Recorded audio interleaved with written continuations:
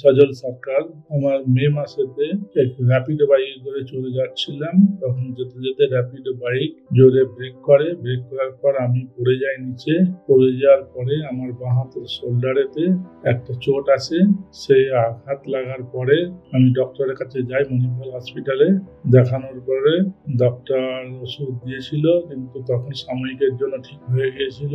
তারপরে আমার আবার পুনরায় ব্যথা শুরু হয়। তখন আমি অলওয়েস্ট আছে ওর কাছে যোগাযোগ করি। ওরা মেডিকেলের ব্যাপারে সমস্ত কিছু পরামর্শ দেয়।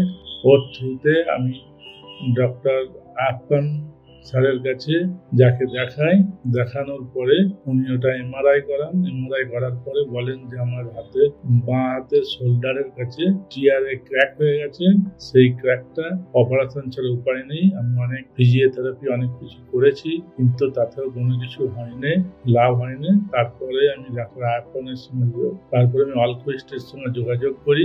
ওরা তখন ডক্টর আয়াপ্পনের সঙ্গে কথাবার্তা বলে মিট করিয়ে ওইটা আমার অপারেশন করার ব্যবস্থা করে, এবং অপারেশন সাকসেসফুল হয়েছে। ওনারা অনেক হেল্প করেছেন। ওনারা সমস্ত কিছু মেডিকেল ব্যাপারে আমাকে যা কিছু হেল্প করার, গাইড করার উনি করেছেন। করার পরে এখন মোটামুটি আমি ঠিক আছি। আমার ফিজিওথেরাপি চলছে। অপারেশন 2 মাসের কাছাকাছি হয়ে গেছে। অনেক ডেভেলপমেন্ট হয়ে গেছে। কয়েকদিনের মধ্যে হয়তো পুরোপুরি সুস্থ হয়ে যাবে।